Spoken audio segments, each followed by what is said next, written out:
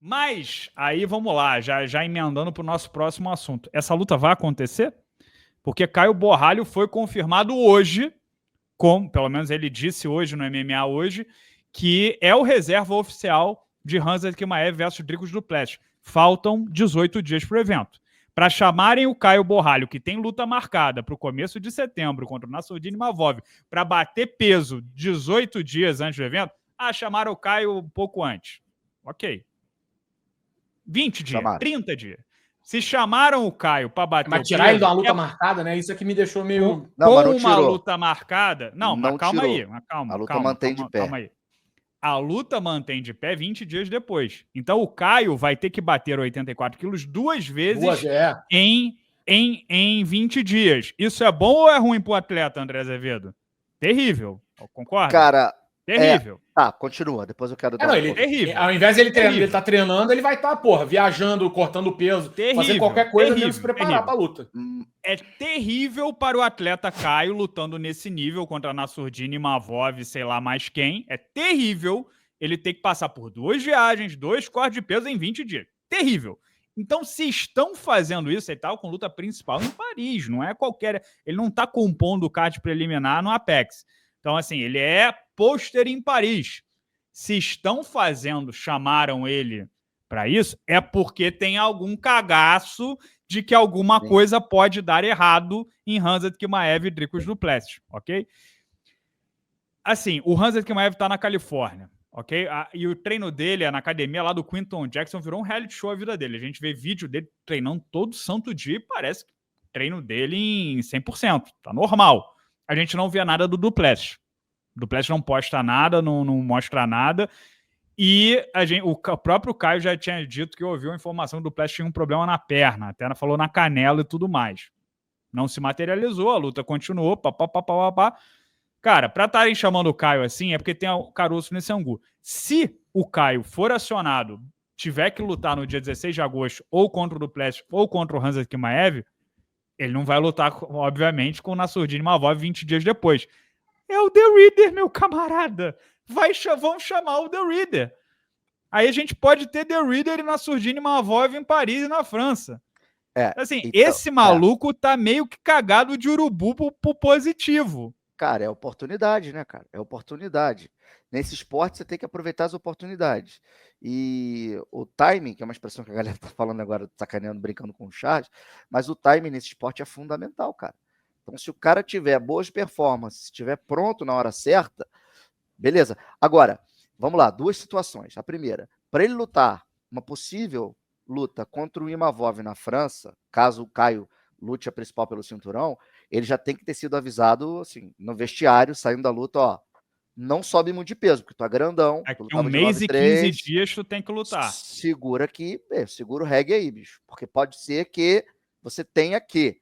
Aí, então, se isso que você tá falando tiver no radar, isso já tem que ter sido conversado minimamente com ele. Agora, quanto à questão do Caio, realmente, pro atleta, não é saudável você ter 2 cortes de peso. Inclusive, eu fiquei sabendo, a gente trocou uma ideia, encontrei com ele há um tempo atrás, umas semanas atrás, ele tinha recebido um e-mail no dia anterior, e a gente trocando, eu tenho que manter sigilo, obviamente, pela minha posição na organização, na profissão, e obviamente eu não falei nada, se você está falando agora, então não tem problema eu falar. E para deixar bem claro, eu já tinha essa informação antes, e não veio do André, e dou minha palavra que não veio do André. O André é um arrombado, um maldito que não me conta nada. E eu peço as coisas para ele, não me conta porra nenhuma. Não conto mesmo. Vagabundo. Tá todo mundo aqui, o Carrano, o João, o Leandro, tá todo mundo de prova que às vezes no grupo você me catuca pra falar. Nada. Não, então o que acontece? Eu conversei isso com ele. Eu te catuco muito? Não, cara. Tira. Bacanal!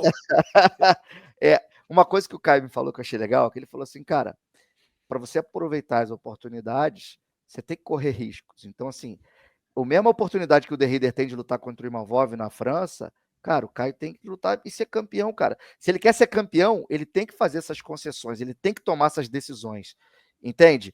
E assim, isso é uma coisa que eu fiquei divagando com isso aqui, não foi nem ele que me falou. Mesmo que ele vá, não lute, mas ele vai fazer uma semana de luta, como ali, o burburinho da luta principal do título da carreira, da categoria dele. ele vai estar no processo ali, ele vai ver como aquilo, ele vai viver aquilo tudo, mesmo se ele não lutar, ele vai bater o peso de campeonato, ele já vai ter passado por aquilo. O dia que ele chegar para lutar, ele já vai ter aquilo meio que pronto na cabeça dele, ainda mais ele que é um cara super cerebral, inteligente, estudioso, ele vai se apropriar daquilo. E aí, cara, se ele não lutar, ele vai ter que segurar o peso pertinho ali para bater 8-4 na frente. Eu já conversei com o Carlão, com os caras veteranos e super experientes, e os caras falam que muitas vezes a gente fica nessa, 2 cortes de peso, claro que cobra conta, mas se for uma coisa bem feita, planejada, planificada ali num processo certinho, você não subir muito entre um corte e outro, não atrapalha tanto. Não atrapalha Carlão tanto. Tinha que bater peso, primeira coisa, tá? Carlão não batia peso. Ó, e outra coisa, cara, na boa, quanto cai o peso em off? Saiu 90 e pouco? 95? 100? Não. Eu ia falar uns 100, 100 e pouco. 100, 100. Vamos dizer que ele consiga manter na região porra, já é difícil, ele conseguir manter o peso dele em off na região de 10 quilos, só para desidratar 10 de líquido. Ele consegue manter 94, vai tirar 94, 10. Ele tava com 94 10 dias atrás, cara. Então, beleza. Então, não é tão terrível assim. Mas ainda assim, ele vai ter que desidratar 2 vezes em 20 dias, voando, fazendo viagem. Não é tranquilo, não dá para ser feito, não é impossível. Não é tranquilo, não é bom para performance, não é bacana. E uma reta final de camp, né, cara? Ele tá fazendo uma luta que seria um Title Eliminator, ele vai tirar... Não adianta, ele vai tirar o foco dele da luta que ele teria. Por isso que eu acho que, de fato, se o UFC foi lá e chamou, é porque tem eles fazem um cálculo de risco e recompensa, óbvio. Eles não vão simplesmente falar, vamos lá, cai, porque o que você vai fazer não importa, ele não tá nem aí para ele. É porque vale a pena colocar o Kai nessa situação de ter que sair a 15 dias da luta, ele ia estar fazendo os últimos ajustes técnicos, ele não vai. Por mais que às vezes ele vai bater o peso, ele vai baixar, ele vai voltar, isso vai afetar a rotina de treino, isso vai afetar... vai treinar lá, cara. Vai treinar lá. Cara, mas eu vou te falar, eu já vi muito atleta que... Por uma luta desse tamanho, essa é a questão. Tipo assim, se o cara tivesse indo lutar, entendeu? Vou lutar no JBL Fight. Beleza, irmão. Tu faz camp, tu faz seu camp lá no hotel com os caras, é tranquilo. Mas uma luta desse tamanho, o cara que já tá, ainda mais ele, que tem essa coisa toda, é um prejuízo que ele vai ter que assumir. E o UFC pra fazer isso... E o UFC para fazer isso sabe de alguma coisa que a gente não sabe. Sim, só para deixar claro, eu não estou discordando do André do ponto de vista que não era para ele ter aceito. Não, eu vou falar não, certo, pô. Ele vai falar não, caralho. Não, peraí, deixa claro. Só para deixar claro. É óbvio que ele era para ter dito sim. Porque pode disputar o cinturão, não só pode disputar o cinturão, mas como ele vai ganhar 2 bolsas. Ele vai ser pago para bater o peso e ele vai ser pago para bater o peso de novo. Então é como assim, o seu salário esse mês é 5 pau. Esse mês você vai ganhar 10, entendeu? É o dobro do que ele receberia. E com a chance de disputar o cinturão. Não tem como dizer não. Eu concordo. Isso aqui é no-brainer. Agora, eu só não tô minimizando o desafio fisiológico que será muito grande. Sim. Se tudo der certo. Você quer ver um ponto aqui? Você quer ver um ponto interessante? O Imavov havia sido chamado para ser o reserva, o alternate dessa luta, há uns tempos atrás. Como vai ter o UFC lá em Paris, puxaram ele para fazer o main event para ser o lado A, uma vez que o Gane vai lutar contra o Aspinall. Liberaram ele desse pepino. Tudo bem, mas, cara, você precisa de um lado A na França. E se não é o Gane, tem que ser ele. Não é? Porque dá para fazer Imavov contra qualquer pessoa e ser o main event na França. Não dá para fazer Kai qualquer pessoa main event na França.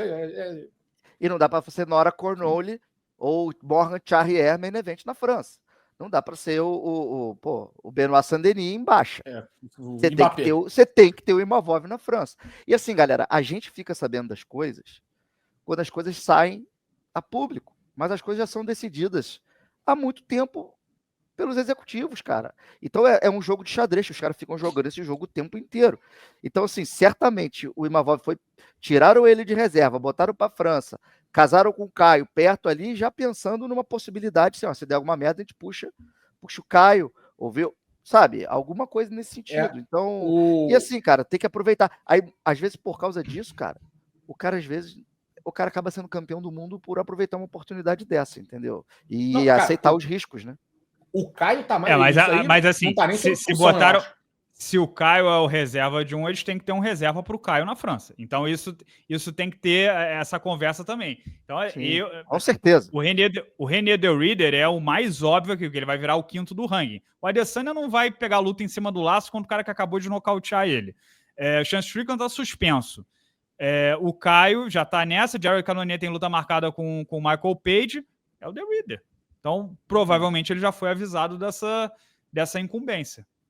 O Borrachinha, talvez também, pode ser uma. Não sei se ele. É porque não sei se ele consegue bater o peso, mas poderia ser pela posição no ranking. Mas o que eu ia falar é o seguinte: com relação ao Caio, mano, tá mais do que certo. Eu acho que para ele, inclusive, não só esse benefício que o André falou, tem a questão financeira que vocês citaram.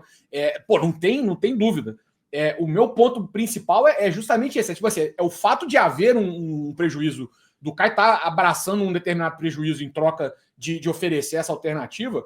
Pelo menos a mim diz que, e principalmente se não é de agora.